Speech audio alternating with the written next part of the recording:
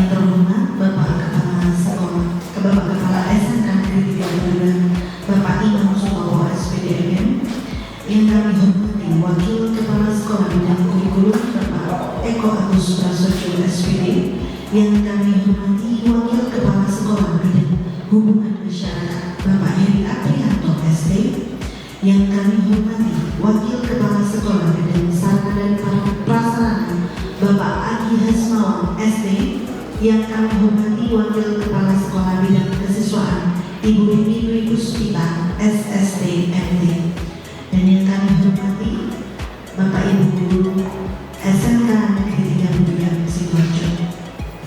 Ucapan syukur yang tak terhingga senantiasa kami panjatkan kepada Tuhan Yang Maha Esa atas segala limpahan rahmat dan karunia-Nya, sehingga kita bisa hadir pada hari Kamis 28 November 2024 di ruang PIPAS SMK Negeri 3 Bulan dalam acara pengarahan panduan perencanaan pembelajaran oleh Bapak Kepala SMK Negeri 3 Bulan Sidoarjo.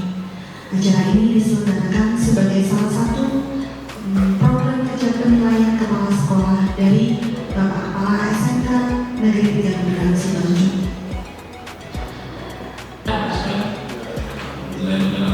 Assalamualaikum warahmatullahi wabarakatuh.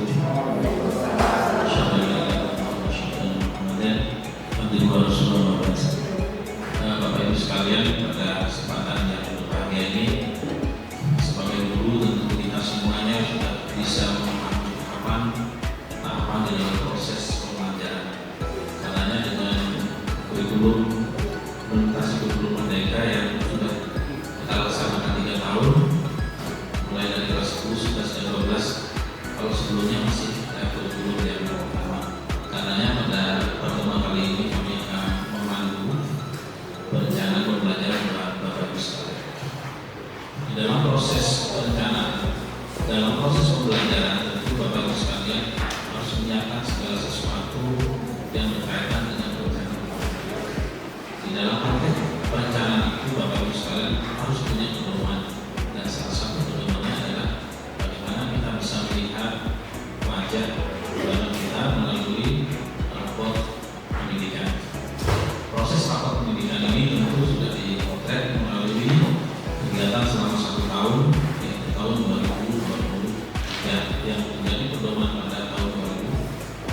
Oleh karenanya, Bapak sekalian, pada kesempatan yang sebelumnya sudah disampaikan oleh Bapak Guru bagaimana rapor pendidikan kita.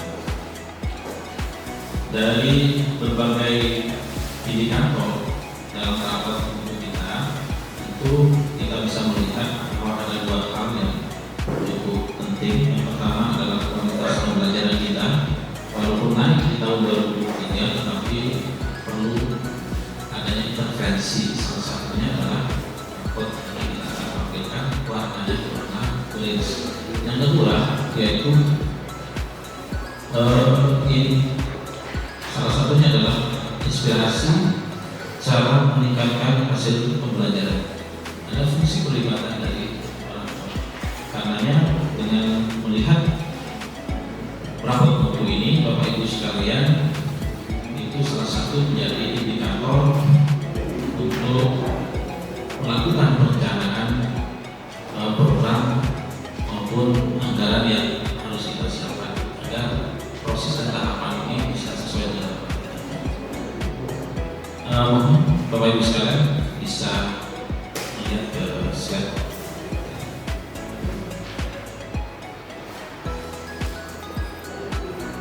Sudah punya capaian pembelajaran semua?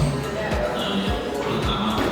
Yang kedua, tentu dari capaian pembelajaran itu mendiskusikan dengan tim melalui MG-MG-nya supaya bisa ada kesamaan pemahaman antara satu tim mempelajari.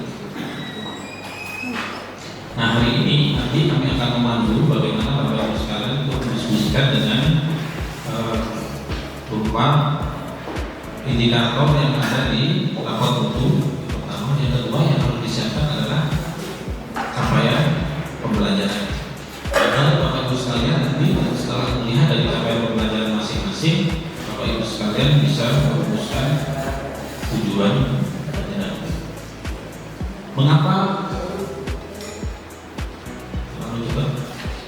Mengapa guru harus membuat efisiensi perencanaan?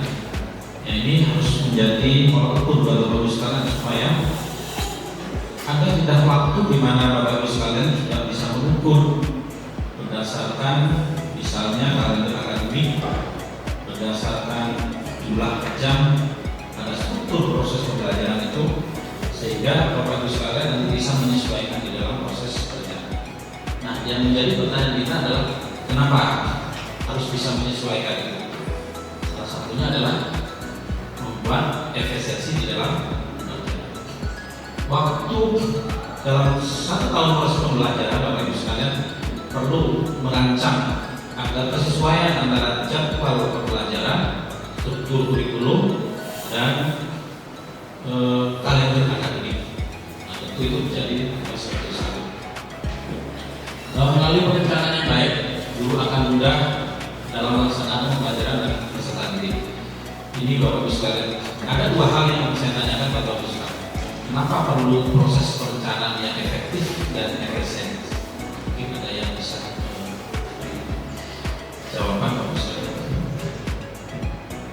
Kenapa proses perencanaan yang baik itu harus efektif dan efisien? Ada yang bisa?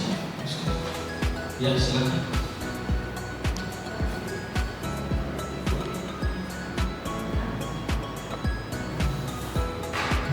Ada di kelas itu soalnya. Ya.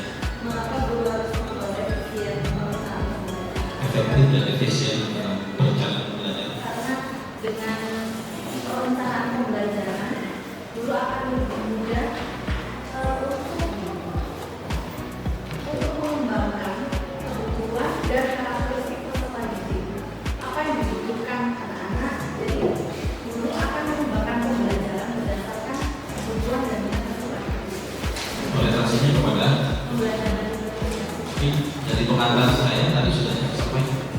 Ada 3 hal. Yang pertama, struktur kurikulumnya. Di struktur kurikulum muncul jumlah jam per. Yang kedua, jadwal. Yang ketiga, kalender. Sehingga dengan indikator awal itu Bapak Ibu sekalian menyusun perencanaan agar lebih efektif di dalam penggunaan waktu, efisiensi juga mengikuti dari efektif itu, yaitu masalah dana dan sebagainya. Itu ya yang lanjutkan ya. Baik, terima kasih di terus teman. Untuk nomor mutu yang sebagai pengantar tadi Bapak Ibu sekalian, ini adalah salah satu wajah SMK negeri kita melalui survei lingkungan belajar. Maka pada gambar nanti Bapak Ibu sekalian bisa melihat apakah raport itu menjadi penting bagi kita. Tentu pertanyaan ini adalah auto kritik bagi kita semuanya. Tidak bisa kita melibatkan satu guru atau cukup dengan kepala sekolah, karena yang disurvei adalah semua identitas yang ada di, sehingga ekosistem pendidikan itu bisa dilihat dari banyak. Ini salah satu ya dari indikator.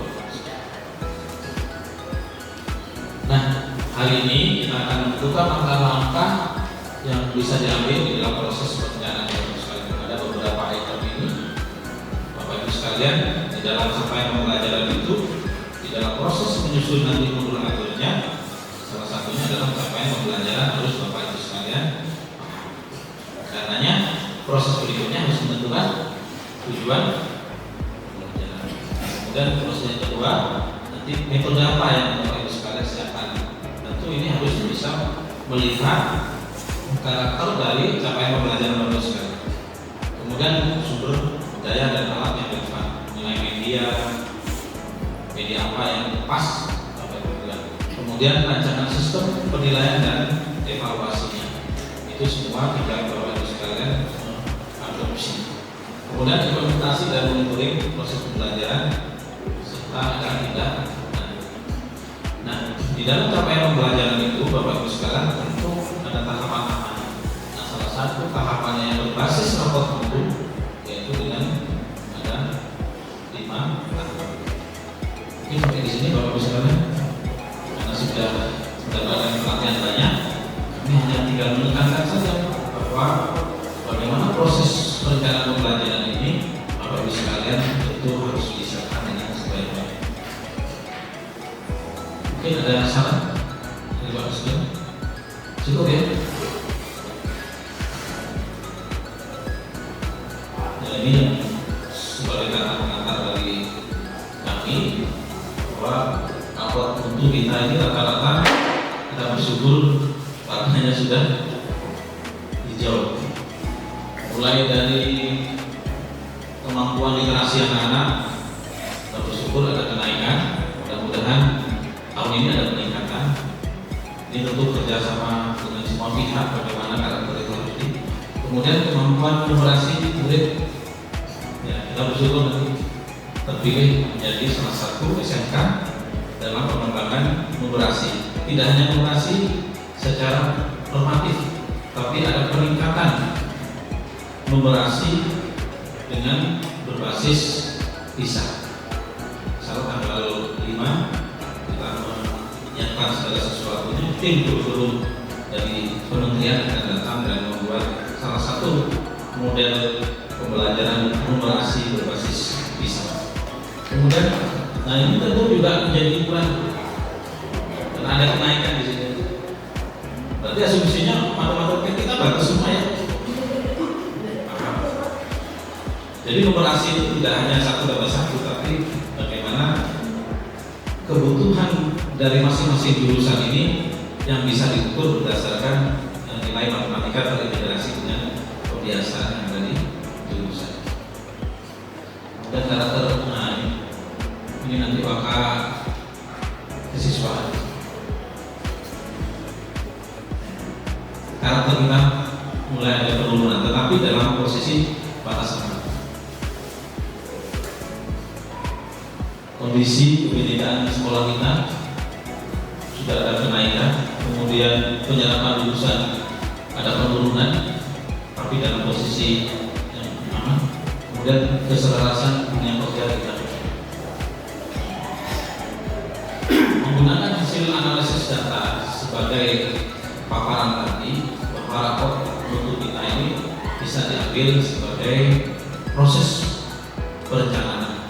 Karena dari rapor untuk ini kemudian kita breakdown menjadi RKT, rencana kerja tahunan.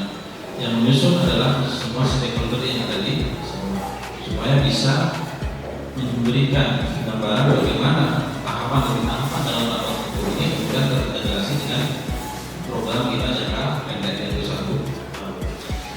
Dan AT inilah nanti juga disesuaikan dengan berapa pendapatan, berapa subsidi pemerintah melalui dana pos yang akan diterima, sehingga akan menjadikan proses perencanaan ke jauh berikutnya. Nah, hari ini kita coba untuk mendiskusikan Bapak-Ibu sekalian mengenai awal Bapak-Ibu sekalian merencanakan proses pembelajaran ini. Ada 2 hal yang ingin nanti kita diskusikan. Yang pertama adalah tantangan Bapak Ibu sekalian sebagai guru di dalam proses perencanaan. Yang kedua ada kekuatan yang dimiliki oleh Bapak Ibu sekalian agar proses perencanaan pembelajaran ini bisa berjalan dengan baik. Ini kita bentuk menjadi berapa ini? Berapa? Dibagi berapa? Atau individu nanti tinggal ditempelkan. Nah, mohon saya dibantu untuk memberikan kepada teman-teman. Jadi ada 2 diskusi hari ini. Kami memandu prosesnya ini. Mohon masing-masing orang diberi 2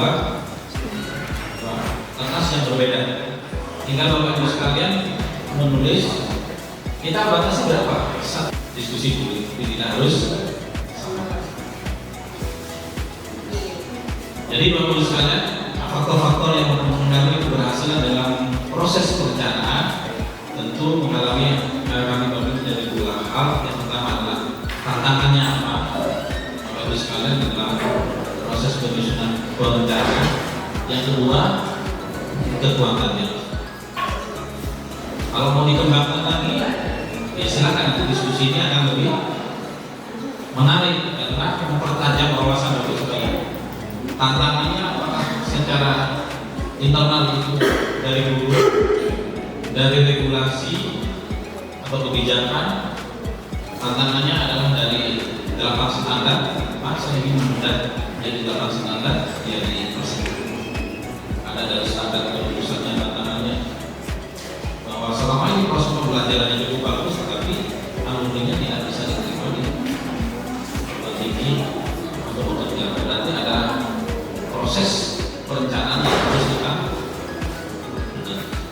Kemudian indikator kekuatan atau sumber daya yang dimiliki oleh peserta didik atau sekolah kita. Nah, nanti Bapak Ibu sekalian, setelah menulis, Bapak Ibu sekalian tinggal kami sediakan papan sederhana. Bapak Ibu sekalian tinggal meletakkan pada posisinya. Untuk tantangan itu sebelah kanan dan kekuatan itu sebelah kiri. Dari masing-masing Bapak Ibu sekalian peserta pada hari ini, peserta pertemuan pada kesempatan ini, nah, nanti kita coba merekapitulasi apa pokok pikiran dari Bapak Ibu sekalian tentang proses perencanaan tadi. Jadi kita kelompokkan menjadi sebuah kalimat yang bisa memberikan gambaran dari Bapak Ibu sekalian yang hadir pada kesempatan ini. Mungkin kalau yang sudah selesai bisa, kalau mau buka kembali referensinya Bapak Ibu sekalian.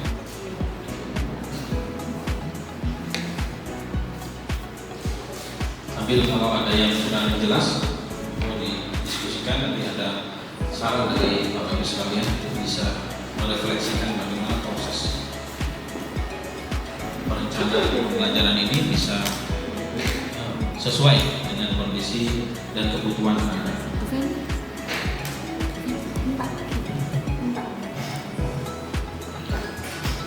Korbannya Pak, macet. Ini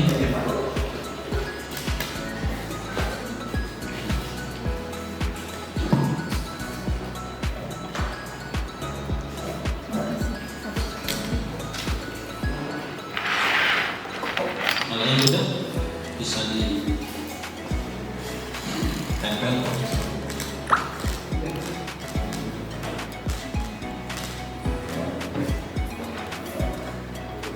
Disediakan kertas untuk nanti dicatat ya, hasil rekap dari pikiran dari teman-teman ide dan sebagainya. Macet lagi.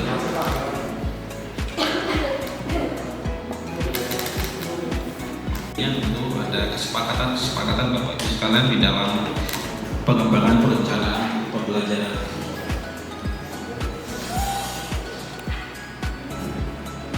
Melalui komunitas belajar itu di platform PMM itu sudah disediakan apa yang menjadi kebutuhan Bapak-Bapak Ibu sekalian di dalam proses perencanaan mengenai media belajar, mengenai asesmen, kemudian bagaimana membentukkan karakter yang terintegrasi dengan proses pembelajaran.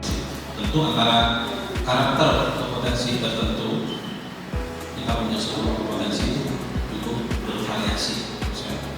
Apalagi kemudian perencanaannya nanti juga yang mengoperasi, jangan lupa ditekankan kepada bisanya supaya anak-anak punya kemampuan berpikir yang lebih produktif.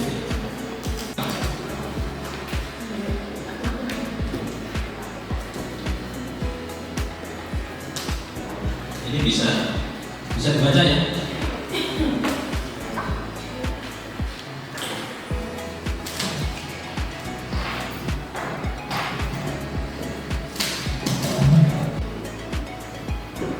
Kekuatannya fasilitas sekolah bagus, SDM kreatif, komunikatif yang aktif antara kepala sekolah dan guru. Benar ya? Ya, dan tepuk tangan.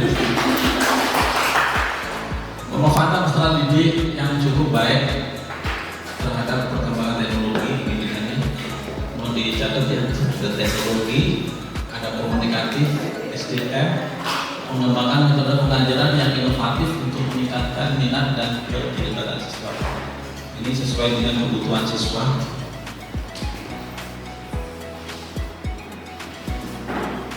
Ini sudah merah, ditulis merah. Ini harus pakai kacamata ini. Kebersamaan antara siswa yang kompak, pemahaman siswa dengan dunia digital yang baik. Kedisiplinan murid menjadi kekuatan yang pertama. Fasilitas sekolah yang memadai SDM. Jadi ini kekuatan kita, ada SDM, ada fasilitas sekolah, kemudian kedisiplinan siswa, pemahaman tentang dunia digital, karena memang dituntut selama 3 tahun. Masih ingat ya, 3 tahun yang lalu ada peristiwa COVID. Karenanya itu digital ini menjadi kebutuhan bagi dunia pendidikan, khususnya sering Zoom meeting. Jadi kendalanya adalah pakai datanya cepat. Kemudian sistem kurang bisa konsentrasi, mudah terbawa arus. Ya, ini berkaitan dengan kondisi lingkungan anak-anak. Anak-anak masih labil. Kemudian berikutnya adalah peralatan yang dapat di sekolah kurang update industri.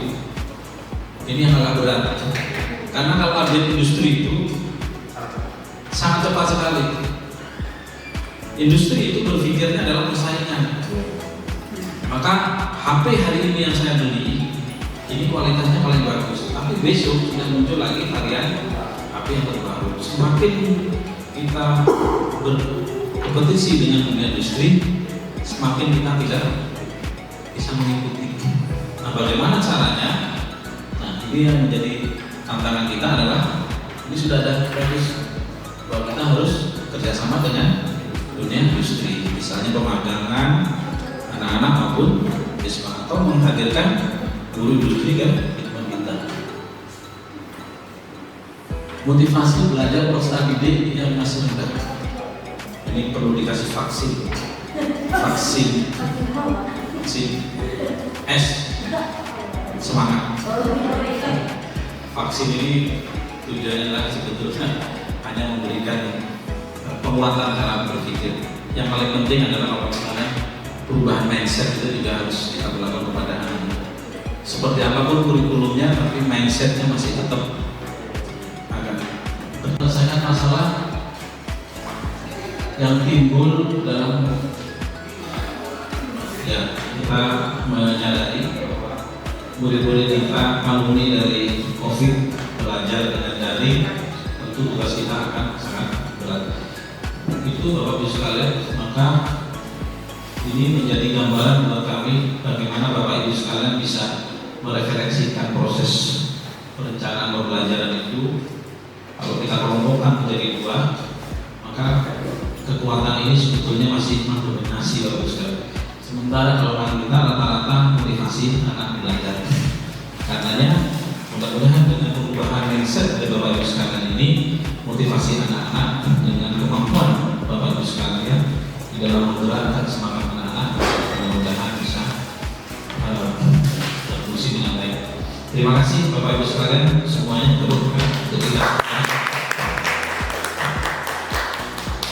atas partisipasinya di dalam memberikan kontribusi pemikiran bahwa proses perencanaan ini masih perlu kita terus kita kuatkan, karena seiring dengan perkembangan tahun depan anak-anak sudah lulus dan sudah baik, masuk lagi generasi ini juga semua.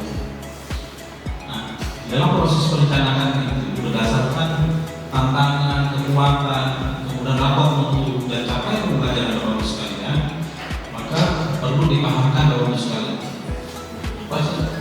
Menggunakan hasil data sebagai pengambilan keputusan tentang ini, maka ada tahapan atau skema di dalam proses penyusunan perencanaan. Yaitu dari tentu kita harus punya capaian capaiannya dulu. Setelah itu kita pelajari, diskusikan dengan teman-teman melalui MBMP, kemudian baru merumuskan tujuan. Tentu satu dengan yang lain ini berbeda. Salah satu indikator yang paling kuat adalah perumusan tujuan itu berbasis kebutuhan siswa, orientasi kebutuhan siswa. Kemudian baru menyusun alur tujuan pembelajaran, dan bukan dari capaian tetapi dari Bapak Ibu sekalian yang merumuskan, sehingga satu dengan yang lain memiliki karakter. Bapak Ibu sekalian semuanya itu tidak lanjutnya berikutnya adalah Bapak Ibu sekalian, kami ingin memberikan penjelasan mengenai penilaian kinerja Bapak Ibu sekalian. Di dalam proses kinerja ini tentu menjadi salah satu indikator dan capaian Bapak Ibu sekalian dalam proses pembelajaran. Maka tugas kami sebagai pimpinan di sini untuk melakukan supervisi. Siap ya Bapak Ibu sekalian? Ada yang nggak siap? Ya memang sudah tugasnya sama dengan Bapak Ibu sekalian melakukan supervisi ke siswa. Setelah capaian pembelajaran tertentu, maka Bapak Ibu sekalian melakukan penilaian. Nah, untuk guru-guru kami siapkan jadwalnya. Jadwalnya sudah saya kirim ke grup, bisa Bapak Ibu sekalian nanti mengamati apakah ada perubahan atau Bapak Ibu sekalian minta untuk diganti misalnya karena ada faktor tertentu, misalnya karena ada pelatihan dan sebagainya. Bisa ya Bapak Ibu sekalian. Jadi yang paling penting adalah mengkomunikasikan bahwa jadwal itu untuk memberikan kepastian bahwa pada hari tersebut Bapak Ibu sekalian menyiapkan segala proses administrasi supaya nanti kami memiliki Bapak Ibu sekalian di kelas, tentu Bapak Ibu sekalian siap dengan proses atau perangkat administrasi. Jadwal dan monitoring ini tentu kita siapkan dengan mengkondisikan Bapak Ibu sekalian melalui tim. Adapun di dalam proses pelaksanaannya kami akan mengikuti kegiatan Bapak Ibu sekalian. Di dalam kami melaksanakan supervisi ini, kami melaksanakan dengan 3 tahapan Bapak Ibu sekalian. Yang pertama adalah persiapan kami, apa saja yang harus kami sampaikan pada Bapak Ibu sekalian, perangkat-perangkat yang disediakan supaya ada kesamaan pada saat kami berkunjung ke kelas Bapak Ibu sekalian. Termasuk di dalamnya adalah jadwal. Kemudian yang kedua ada proses pelaksanaannya, mungkin bisa ditampilkan proses pelaksanaannya, yaitu berupa instrumen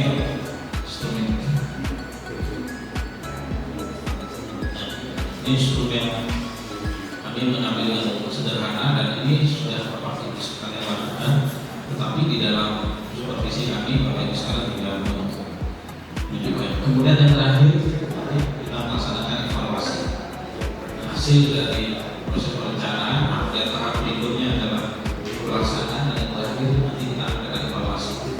Setelah evaluasi berarti sudah selesai, tinggal kita menyusun rencana tindak. Bisa dipahami Bapak Ibu sekalian. Kemudian kami juga di dalam proses pelaksanaannya Bapak Ibu sekalian tentu nanti ada refleksi atau feedback baik dari siswa, antar sesama teman, atau mungkin juga dengan kami sebagai tim supervisi, supaya Bapak Ibu sekalian nantinya bisa mengukur efektivitas dan efisiensi di dalam proses perencanaan, pelaksanaan maupun evaluasi. Saya kira ini Bapak Ibu sekalian ada yang mau disampaikan, atau pada saat prosesnya kemarin Bapak Ibu sekalian menemukan kesulitan Perencanaan pembelajaran. Terima kasih kembali saya ucapkan kepada Bapak Ibu yang telah hadir di Komunitas hari ini. Semoga kedepannya setelah perencanaan pembelajaran ini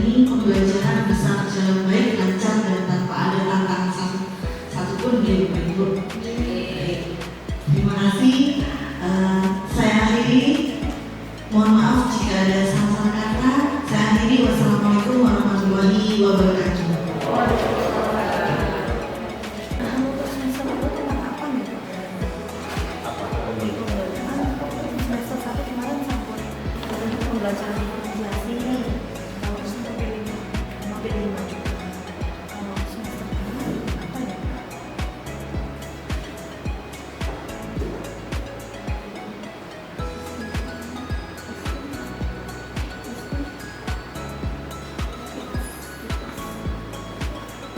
Kalau dikuatkan dengan numerasi, Nah, kan pasti bapak pikir gitu. Insya Allah. Berarti mau gabung ya Pak sama literasi juga.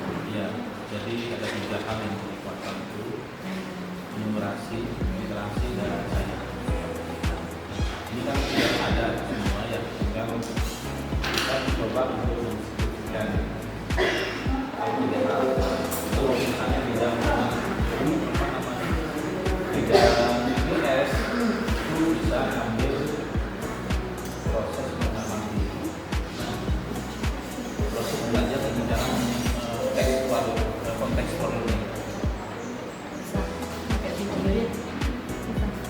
Jadi konsepnya begini, PPKN itu mulai dari rumah sampai ke sekolah itu ada peristiwa apa saja yang bisa dilakukan.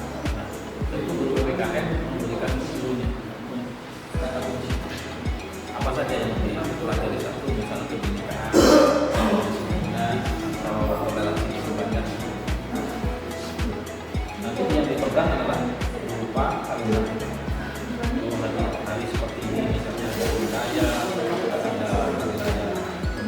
muslim atau hari nasional, apa yang ditampilkan oleh masyarakat. 17 Agustus itu ternyata keanekaragaman budaya yang juga macam, tapi kontennya adalah kebinekaan, pendidikan tunggal,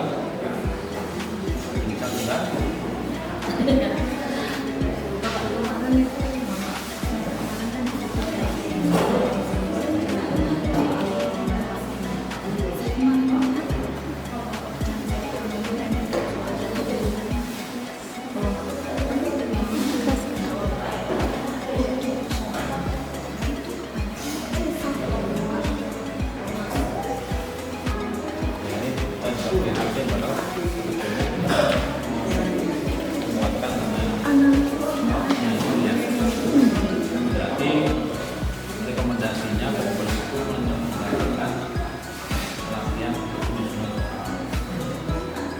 sekalian berbasis literasi.